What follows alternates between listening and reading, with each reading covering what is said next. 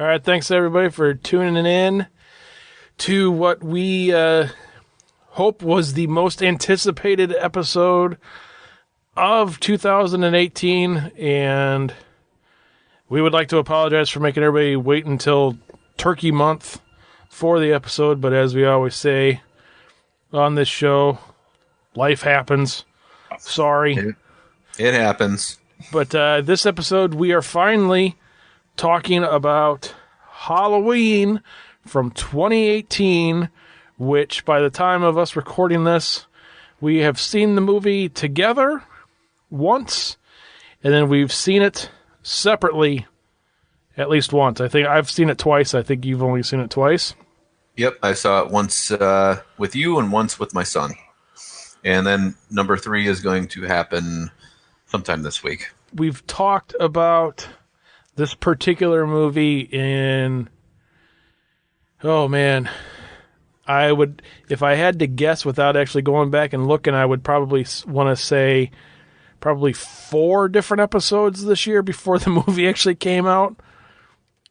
This has been one of the most anticipated horror films that I can remember. I mean, I even think sort of surpassed It, at least for me.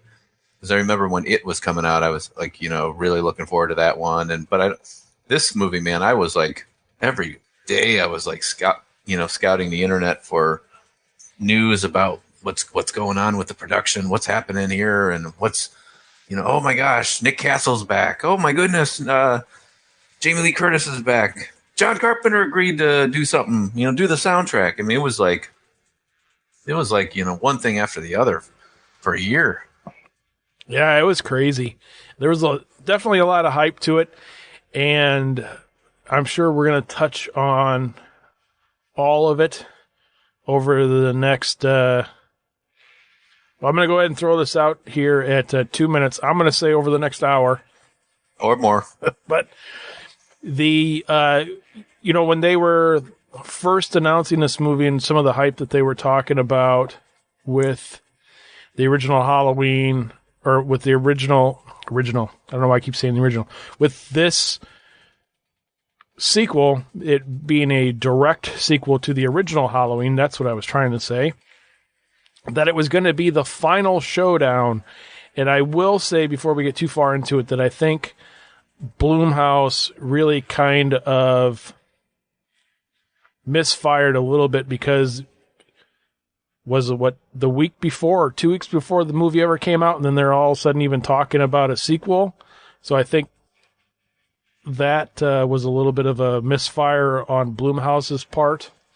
Before you sit there and say for a year, it's going to be the final showdown between Laurie and Michael, and then you're like, we're already working on a sequel. Wait, oh, dude, you just wrecked it. Well, unfortunately, as we know, this is the movie business, and it's all about the do-re-mi. So, as for anybody who's been following this film is, I think, over 200 million already, which is unheard of for a slasher film, especially an old property like Halloween. And I mean, it just keeps going up and up and up. And I think the big part of it is that it's getting repeat viewings, and it came out in October. And people were really wanting a nice Halloween film. They were looking for this. I mean, so it was the perfect timing, because you got all the classic fans like you and I who grew up with the originals. And then we got to, you're hearing about all this, Jamie Lee Curtis is back, John Carpenter's back, Nick Castle's back. You hear all this stuff, and so you get the original people excited about it, original fans. And then you've got all the new people coming in. And then there's been repeat viewings, people are going more than once. Like you and I, we've seen it twice already. So that shows you that, and kind of like It. Like I saw It twice, and I almost saw that 3 times. It's getting that repeat viewing, where you're like, okay, I saw this. Okay, now I got to go with you. Okay, now, it's that type of thing. So it's blowing up in the box office, and people just really want some classic horror back. Yeah, I wonder now that it's... I mean, I know this past weekend technically was after Halloween, But I wondered now, as you get further from Halloween, if it'd just do one of these things where it just severely drops off. Because I wonder if it, like, the audience will, like, say, oh, I want to see a movie about Halloween in the middle of November. So they just quit going. Even though, too, like we were talking about before we started recording, but the other thing with this one that I thought was kind of interesting was the movie's only been out for not a month. So, like, I think it was third week this past weekend. Yeah, we're in our third week now, yeah. And they've already announced the Blu-ray release, which I thought was kind of funny. So, not unpredictable, though. No, not. I mean, I think we talked about that beforehand with, I think it was like the last couple of Star Wars movies, or maybe it's the Harry Potter movies and stuff, to where you can pre-order the Blu-ray various places and then get like a discount on your movie ticket for when you actually go to see it. So you can order it before you even see the movie, which is, in my book, is a little dangerous.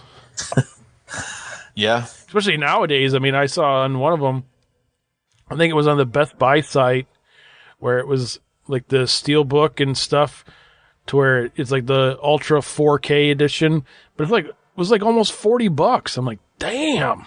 Wow. Yeah, there must be a bunch of extra deleted crap and all that. So, and then another thing that we should say before we get too far into it is, even though we've been really good about it for a long time, this particular episode, I don't think there's any way to avoid spoilers. So even though we'll probably try our best to be spoiler-free, be well aware that there's going to be at least a handful of spoilers probably given throughout this episode. So if you have not seen the new movie yet, go ahead and hit the stop button, run to your local theater, watch the movie, and then come back and start playing us again. So how do you want to review this? Do you want to do a rundown of the storyline? What do you want to do? How do you want to go with this? So I think we can, let's just maybe do, instead of just kind of diving into the whole story bit by bit, we can probably just kind of talk through it a little bit. Okay. So, I mean, just to give you a real high-level overview, if you've been living under a rock, the original Halloween came out in 1978. Well, there was Halloween 2, Halloween 3, which was not a direct sequel at all. It was a completely different storyline. Halloween 4, Halloween 5. No, Halloween 2 was... No, Halloween 3. I said Halloween 3, didn't I? I thought you said 2. Oh, well, Halloween 2, and then Halloween 3 was a completely different story. Halloween 4, Halloween 5, Halloween 6, and then H2O and Resurrection. Those are all in part of the original storyline, even though there was a couple of different storylines in there. And then Rob Zombie remade it in 2007, and then Rob Zombie had a sequel in 2009. And now, what they had decided to do with this new one is the new hot term in Hollywood, which has been going on for a little bit, is they retconned all of the sequels, and 2018's version of Halloween was a direct sequel to the original in 1978. Essentially, it happens exactly 40 years after the events of the 1978 version. Yeah, so basically this is your new Halloween 2. I don't think I'll be seeing it that way. Let me just kind of go in and kind of give you my background in terms of the Halloween franchise. The original Halloween, as I've said many, many, many times, is my favorite horror movie of all time. Probably the very first horror movie I ever saw. I still hold it up. I think it still holds up. I think it's great. It's still my favorite horror movie, probably my favorite movie of all time. And to be honest with you, like the sequels, everything after it, I kind of look down on. And I guess the only one that I like, you want to say like enjoy watching, I'll toss in Halloween 2 just because it's got kind of the same flavor of the original, I guess you would say. And then there's Halloween 3, which we've kind of talked about, has nothing to do with Michael Myers. It's just its own weird movie. And that's kind of a fun one to watch, beer and popcorn like we've talked about. But pretty much everything after that, 4, 5, 6, 7, 8, and the 2 remakes, Like I've completely panned them. I've seen them all. But for me, it's like there was a time when I liked 4, 5, and 6, and I kind of accepted them for what they were. And now at the age I am now, I've basically thrown them away. There was a time when I liked H2O. I used to have that mindset where it was Halloween, Halloween 2, and H2O. It was a trilogy, and I no longer have that mindset. I've thrown H2O away. That one, I've chucked that one out. That one's in the garbage too. Resurrection, I never liked. That's been gone. First time I saw Rob Zombie's Halloween remake, I saw it in the theater. I actually kind of enjoyed it. And then when it came out on DVD, the day it came out, I remember running out to the store to get it. I grabbed it, looked at it, and I held it in my hand, and I was about to purchase it. And then I said to myself, wait, you know what? I own the original, and that's like a million times better than this. That was it. And I was done with it. And then I saw it a few times after that, but I never purchased it. I think I rented it that day instead. And then Halloween 2, you and I saw in the theater, and I saw it a few times when it was aired on cable or whatever. Another one that to me, again, it goes back to, it's pretty much the original. That's the only one I like. It's the only one that and again, it stands on its own. And then if I want a little bit more, I'll watch Halloween 2. So that's the mindset I came into this film with. Me personally, I enjoy actually almost all of the Halloween movies outside of Halloween Resurrection is absolute garbage. I actually watched Halloween H2O a couple of weeks ago, probably the first time in years. And actually, I didn't think it wasn't as bad as I remembered it being. I mean, it was totally a 90s horror movie, but it wasn't as bad as I remembered it being. Okay. So, but I mean, that's also going into it with thinking that it was going to be absolute garbage, and it was actually after we saw this, because I was reading a lot of comparisons to Laurie Strode's character in H2O compared to Laurie Strode's character in the new Halloween movie. And so I was like, oh, well, let me see. I'll give it a watch and see what I think. So the one thing I will say, and we've said this before about H2O, is that the Laurie Strode character from 1978 that Jamie Lee Curtis played, I don't think has ever been played again. In H2O, that was just Jamie Lee Curtis playing your typical Jamie Lee Curtis character.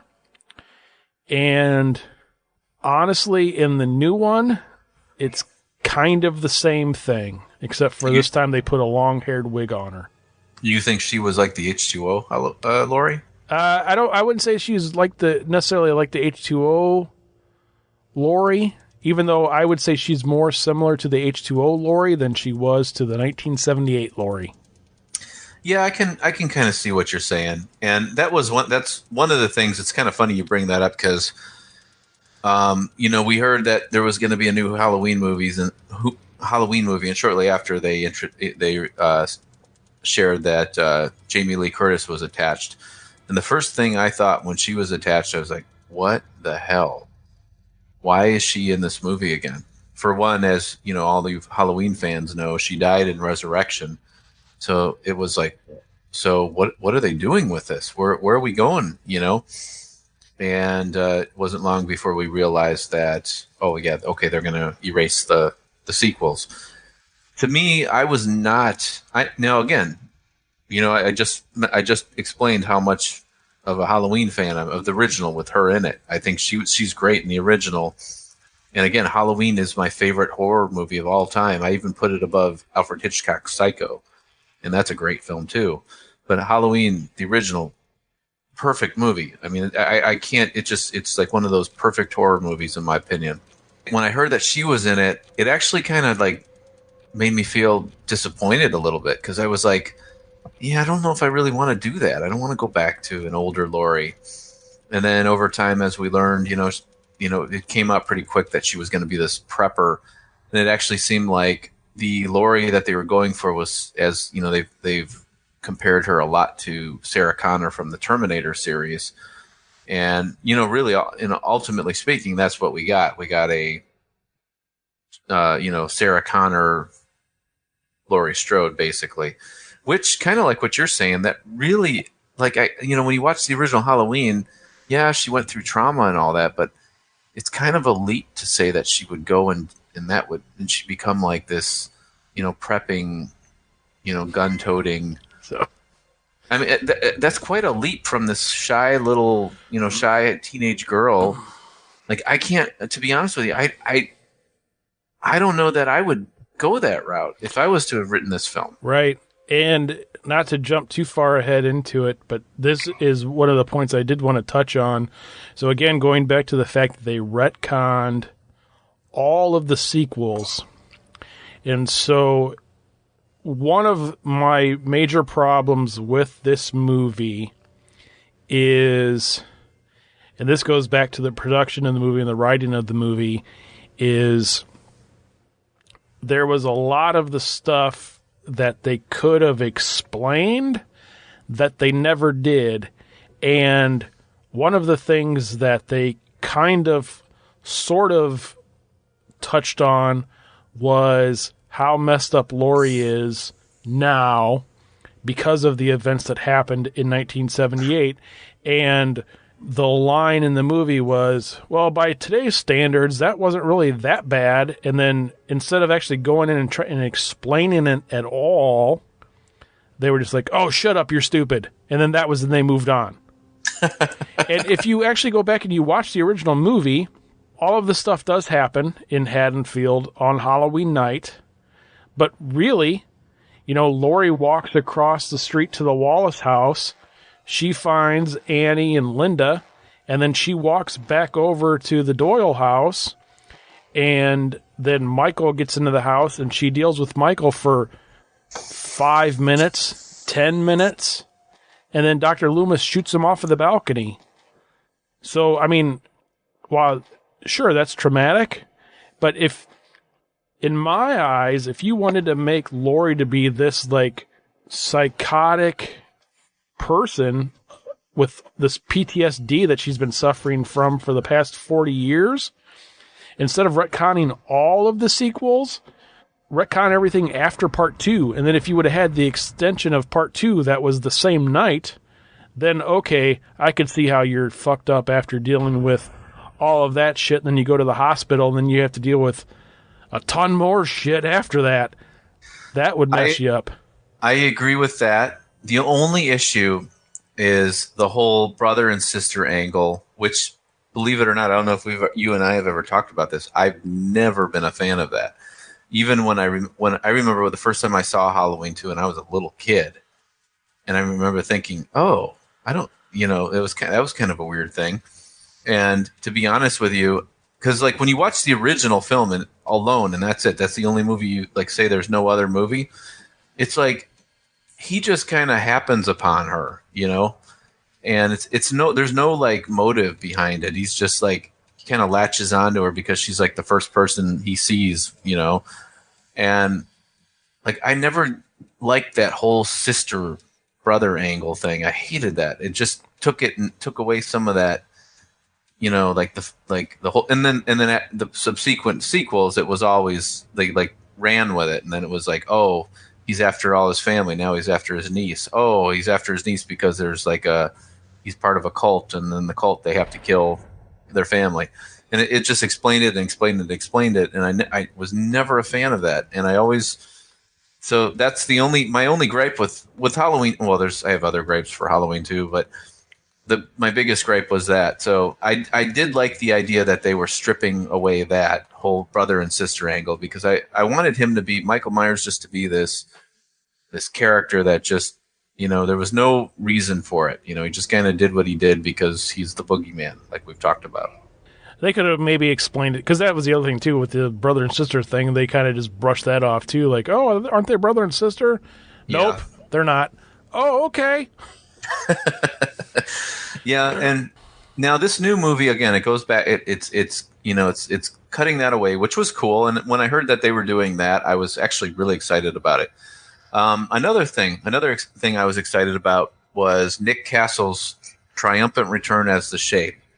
Now, I got the pleasure of meeting him, shaking his hand, and getting an autograph with him and a picture with him back in the first time I went to Flashback. And Nick Castle's a really cool guy. And of all the Halloween films, every single one that's ever been made, I've always thought of the way he portrayed the Shape has always been, that's it. That to me is like, it doesn't get any better than that. And the way he moves, the way he walked, and I know that he didn't, he was just there because he was John Carpenter's buddy. I get it all. But I thought he was so good in that film, the way that I was so excited when I heard that he was going to be returning. Then they said, oh, well, they also hired a stuntman, James Jude Courtney, to play the role of the Shape. And for basically almost a year, it was basically said that, oh, Nick Castle is playing Michael Myers, and for all the stunts, they got this other guy to do it.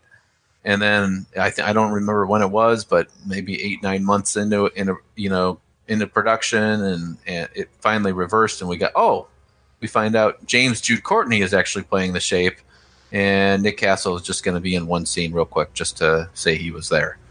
And I remember when I first heard that, it was a huge disappointment, even though I know, looking at Nick Castle's his physique and everything at age 70. I mean, I know it wouldn't have been probably the best thing for the film. It probably wouldn't have worked, and I understand that. It's not like, and James Jude Courtney, he's in his 60s, I believe, but he looks like he could. He was obviously able to pull off the character, whereas I don't think Nick Castle would have been able to have done it.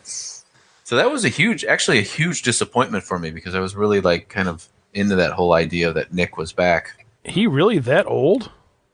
Nick? Yeah, he's like no. James Jude Courtney. Holy crap! He's like 60, 61. Damn, something like that. Yeah, and he's in real good shape. He's a stuntman, so he the only thing I remember I read that he did that I was semi familiar with, and only familiar in name because I never saw it, was I think he was part of a Babylon 6 or Star Trek or something like that, something that we've all heard of.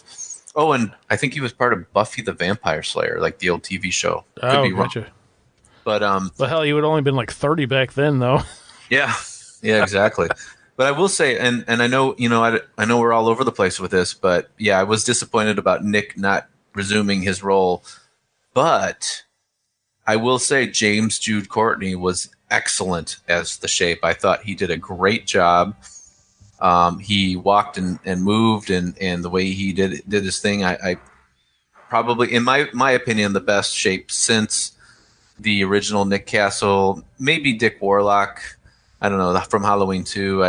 A lot of people now are saying, well, he's the best since Nick Castle, but I don't know. I kind of like the Dick Warlock version in Halloween 2 as well. So I'm kind of mixed on. He's sort of like a tie for me between Dick Warlock and him. So Nick Castle being the top still, but I thought the Shape looked great and moved great, and I thought James Jude Courtney did an amazing job.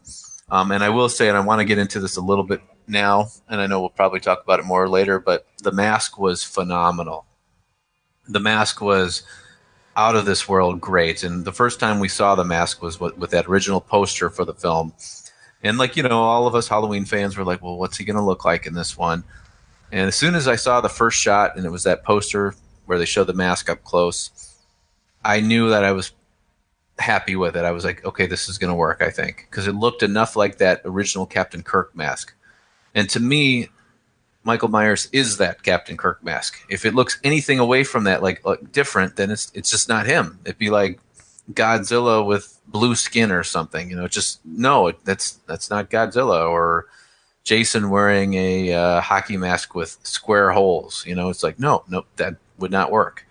So I would be very disappointed. Or Freddy with with a glove with spoons instead of knives.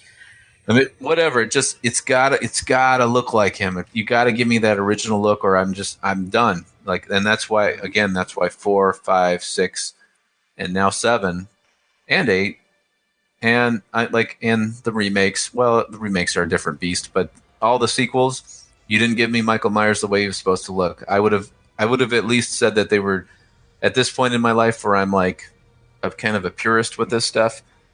at least give me, that Captain Kirk mask, and I'll no matter how crappy the movie is, I can go with it.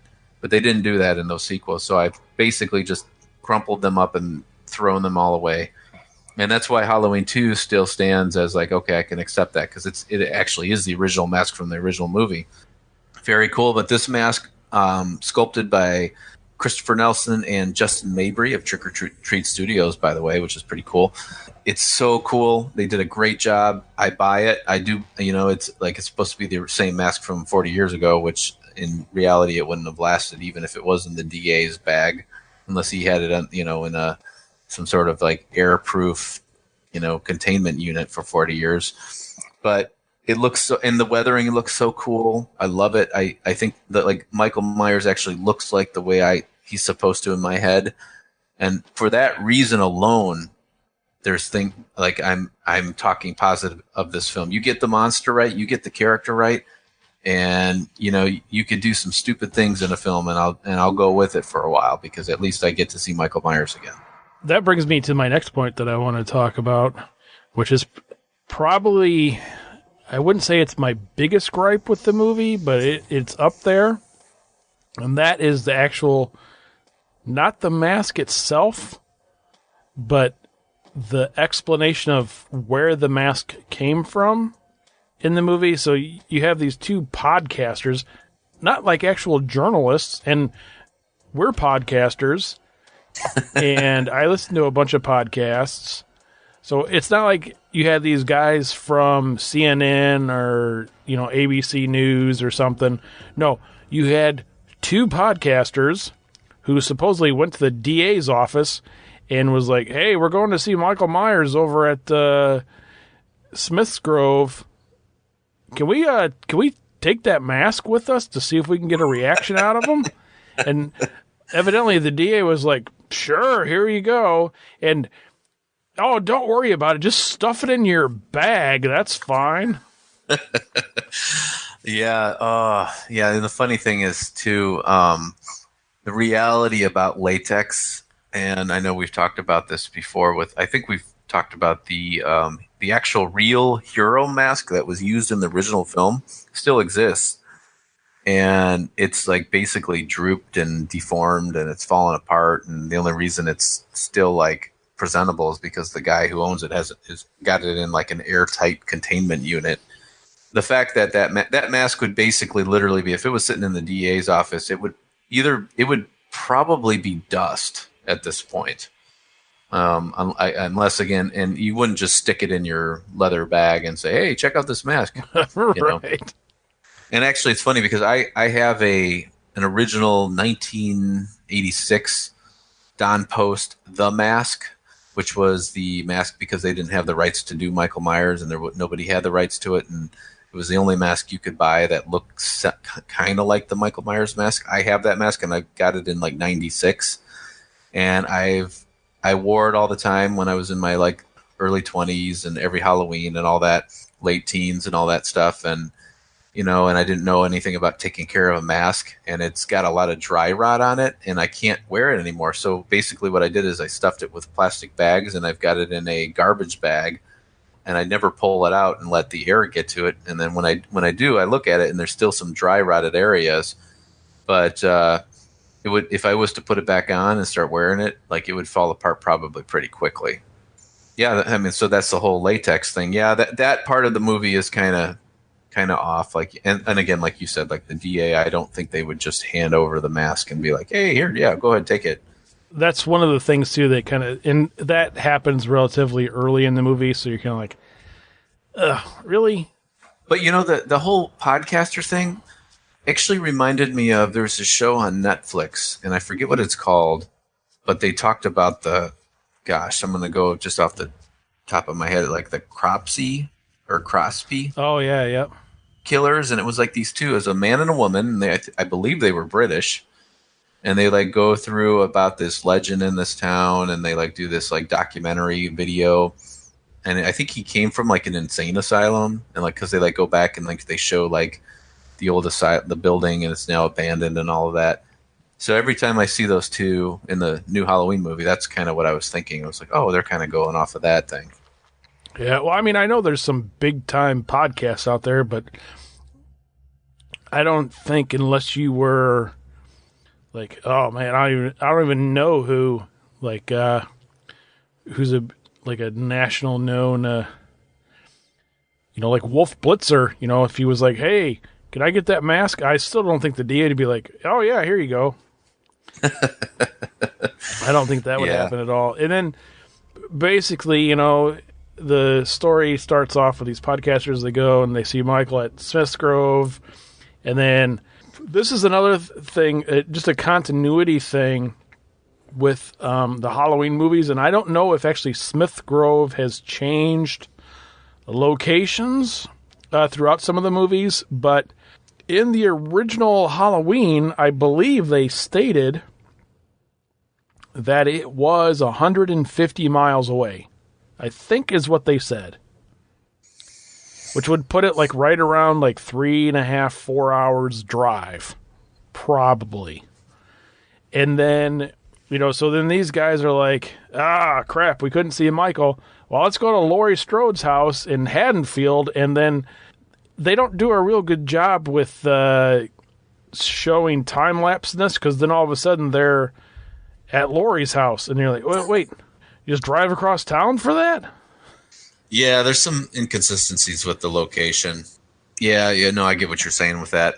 Because I forget how, like, there's a scene where Loomis is like, they're talking about how did he drive and how did he get there and all that stuff. And they do, I can't believe I can't remember. I think you're probably right, though. I think it was 150 miles. Yeah, I remember if in the first one, it's when he's talking to the doctor guy, like, and they're walking out of Smith's Grove, and, the guy's like, this is your fault. You should have told somebody. And he's like, I did tell everybody. Nobody listened. Yeah, and then he's like, well, you can call Haddonfield and tell him he's coming. And then he's like, Haddonfield's 150 miles away. For God's sake, Sam, you can't even drive a car. He's doing very well last night. Yeah. Someone around here gave him lessons. So I guess I have two additional problems with this. The next one is, so we're going to move Michael from Smith's Grove to a different facility. And this wasn't something that they kind of touched on a little bit. They're going to move him to this other facility that was, according to the podcasters, was a little less willing to work with other people. But anyway, so they're going to move Michael Myers and a bunch of these other inmates to this other facility. Whose bright idea is like, hey, I got an idea. Let's move them on the eve of the 40th anniversary of all of the shit that he did. Yeah, that's a good idea. Yeah. And then, that was kind of goofy. But then, so then the other funny thing about that is like when they're going through the inmate list on that bus, and they're all like, oh, but yeah, a bunch of these guys are just, how they word it? They were, their offenses were not that big of a deal. Yeah, like mild offenders or something. Mild like offenses. Yeah, and then, but here you have this serial killer, mass murderer on the same bus as all these other guys. Like, so you had this maximum security bus to. Yeah, it was just kind of weird. Yeah, no, that was kind of weird. And actually, that whole idea is that they're going to move them again, transport them. It was a little bit contrived, and then obviously we know something's going to happen when they do that. I mean, or else we wouldn't have a movie. Right. And then, of course, there's Dr. Sartain, who seems to be like he's, as Laurie said, the new Loomis. And, he's basically taken over Dr. Loomis's research, and, he's, become, Michael's his patient, and he's really wants to see what he's about. And he's really upset about this transfer. And then he ends up, saying, well, I'm going to go because I'm going to see to it that, he's still my patient until, he's transferred to the next hospital. And he's kind of upset about it because, he was basically saying this other hospital, they're not going to be as, I don't know how, I can't remember exactly what he said, but it seemed like he wasn't very happy with the transfer. So he goes along for the ride, and lo and behold, Michael Myers does escape, and it's kind of not shown on screen. It was like an off-screen escape because we just see the bus crash, and we've got, the dad and the son driving in the pickup truck, going to go hunting or whatever in the evening. And I want to stop real quick here and talk about this scene, because this scene with the dad and the son, this is clearly a Danny McBride dialogue scene that's supposed to hit in all the funny levels and the comedy. And basically, the son saying, like, I want to go to dance classes. I'm not really into this hunting thing. And I know it was kind of like, you'd smirk a little bit while you're watching it. But to me, that none of that humor hit. Like, it just wasn't funny. It was like, I could tell they were trying to be funny. But like, to me, I just never. What do you think? I mean, were you like thinking, oh, that's some pretty good humorous writing at that point? Oh, no, not at all. No. Yeah, to me, it was just like kind of weird. I was like, oh, that's kind of an awkward conversation, And I know this is a comedic writer who's tossing these lines in. I could tell, but then they stumble upon the bus, and the dad goes to check it out, and then it gets a little scary. And actually, this part was kind of cool. It kind of did remind me of the original film where, when Loomis and the nurse go pulling up to Smith Grove, and they see all the patients like wandering around in the rain. And that was really creepy then. And then this one, they kind of add a little bit more where, like, some of the inmates, like, start banging on the window while the kid's alone in the truck. So that was kind of creepy. And then we go into our first kill, which is, the kid goes and he gets back in the truck after he investigates a little bit. And then lo and behold, Michael Myers is in the truck with him, behind him. And the first kill is a 13-year-old kid, which was pretty shocking, actually. I like, because they typically don't do that in these films. And I was pretty shocked, and that was something that wasn't spoiled for me. So when I saw that happen, it was like, wow, this is serious. It's kind of funny with that accident. So it just so happens that this accident occurs pretty much, well, I guess you're not really exactly sure how far out of Haddonfield it is, but the new sheriff of Haddonfield responds to the scene, so it had to have been relatively close to Haddonfield. Right. Once you finally get to that scene, then you jump forward to the next day with going back to the podcasters, and then again, it's just kind of, I don't know, it's just the whole movie is a bunch of trying to think of the best way to put it, just in the right place at the right time, because Michael Myers ends up at the exact same gas station that these podcasters are at and recognizes them. Well, there's a little bit of stalking going on here, I think, because remember, how he gets to that gas station and how he follows them there is because before that scene, they're at the cemetery looking at the Judas. Oh yeah, Judas that's Myers. true. That's right. Yep. And then he's kind of watching and I think he probably was there, and then they just so happened upon it. Yep, you're right. You're right. So that kind of explains that a little bit. But yeah, and then we go right into the gas station scene, which actually to me was probably one of the best scenes in the film, where we see it all in the trailers, where he attacks the podcasters and throws the puts the teeth over the stall and freaks the girl out, and I thought that was pretty well done, especially when he's like going from stall to stall and you see his feet like underneath the stall. I thought that was good. The one thing I will say, and this goes even before that, and then going into this scene, which I thought was one of the better scenes of the film, I was pretty disappointed with how much they showed Michael with the mask off.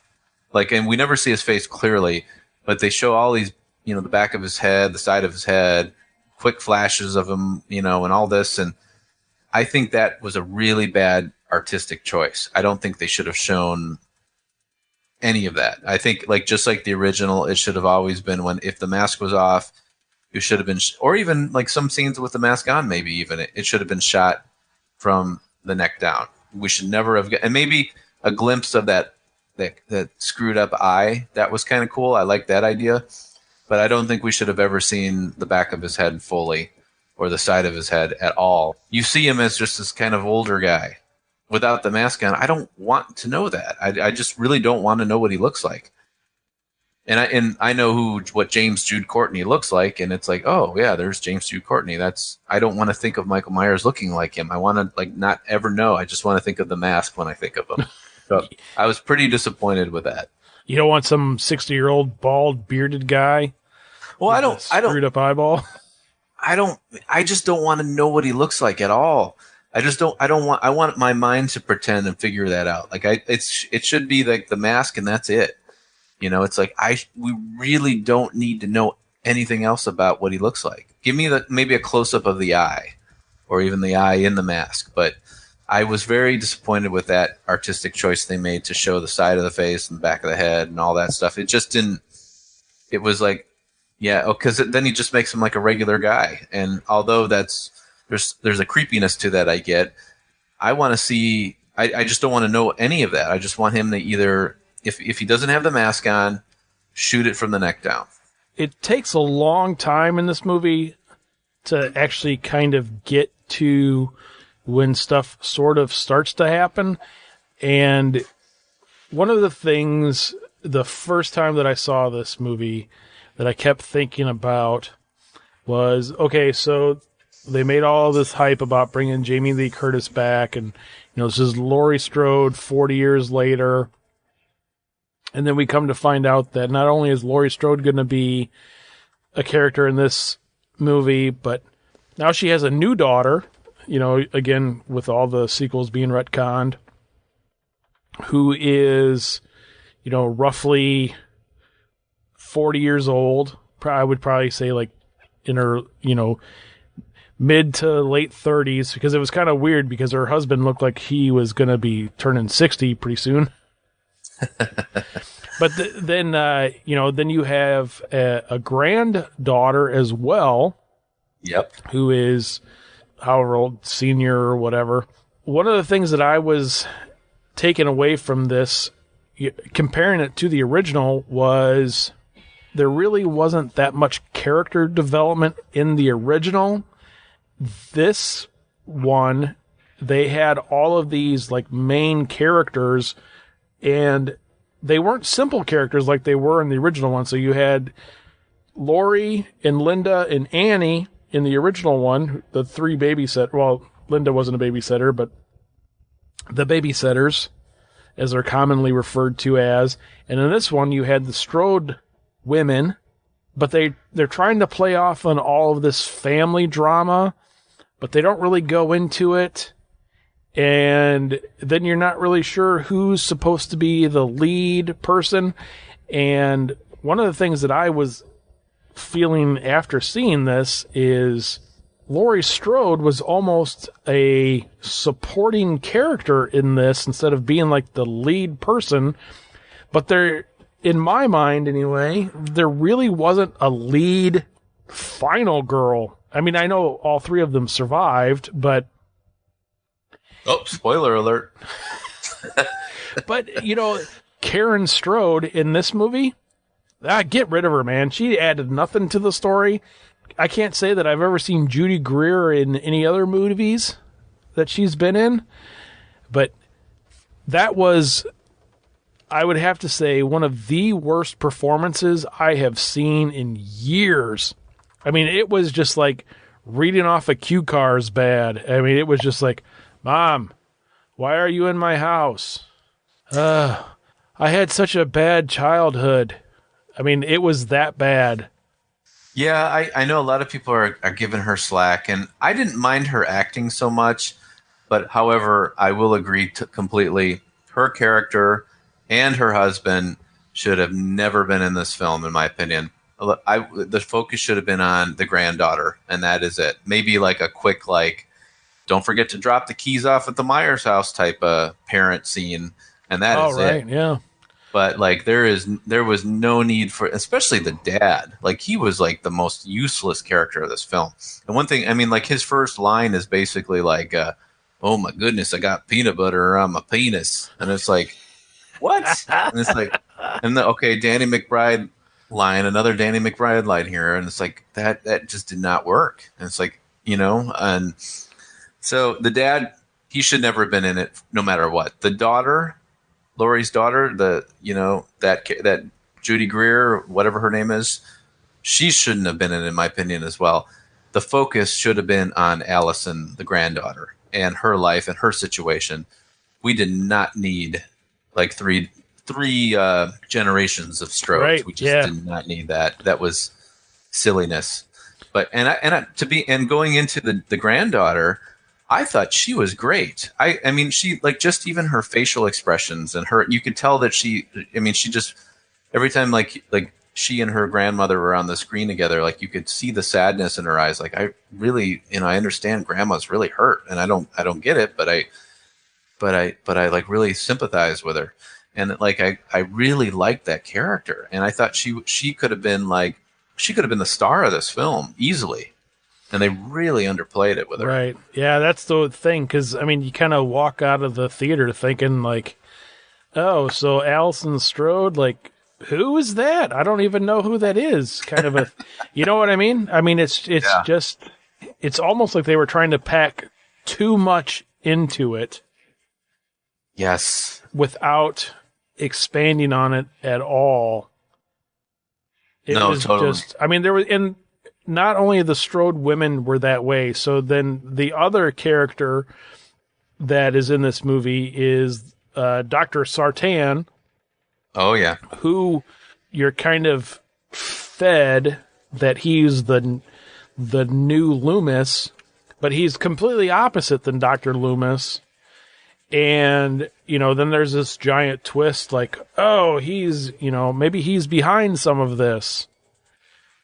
But it's never really expanded on. And that was one of my major gripes, or my biggest gripe with seeing the movie the first time was, you kind of walk out of the theater like, wait, what?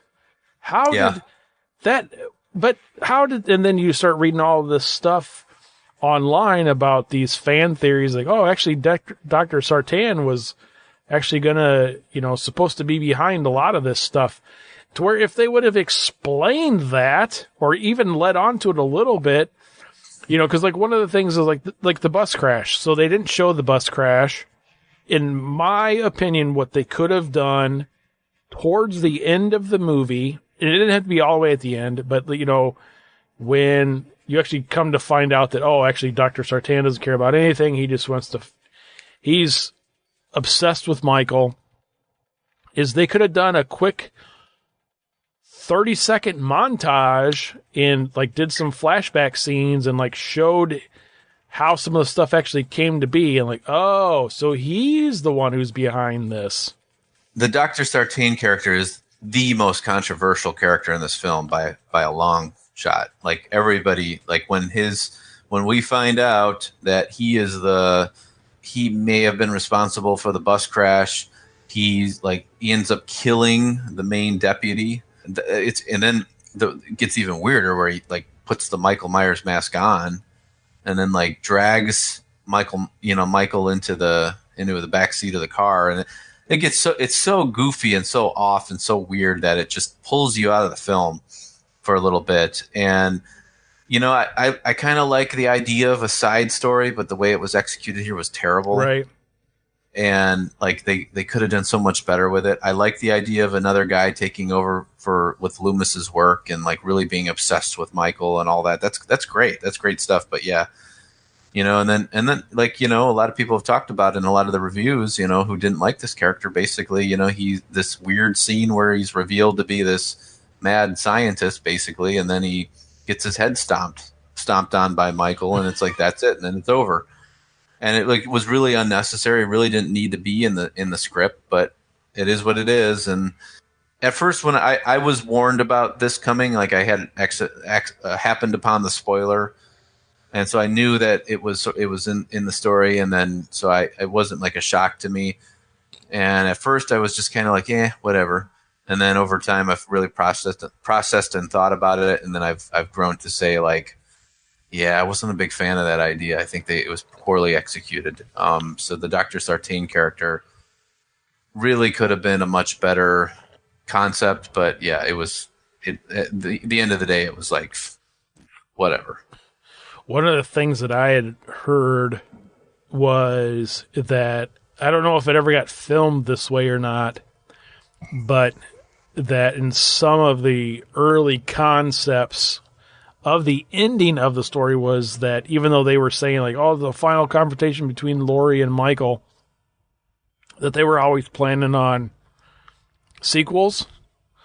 And one of the things that I had heard was, again, I don't think this was ever filmed, or maybe it was, but instead of the whole weird thing where he kills Frank and puts the mask on and then drags Michael into the back of the van, was at the end of the movie, Laurie kills Michael in like a hand-to-hand combat type of situation, and Dr. Sartain is there. That's like the closing scene of the movie, is he's pulling the mask off of Michael and puts it on himself and like goes after Laurie. To whereas like Michael Myers is going to continue on in whatever legend or whatever, but not actually be Michael Myers. There was rumors of that they did a test screening of that, but then there's a bunch of people who were saying what me and you had talked about, that wasn't the test screening at all. It was completely different, so I don't know if that's one of those other weird things that just never like made it past the storyboard Interesting drawings. As always, thanks for listening, everybody. This particular recording session went extremely long, so actually during the session we decided to split it up into 2 parts, so this is a perfect ending for part 1. Stay tuned next week for part 2.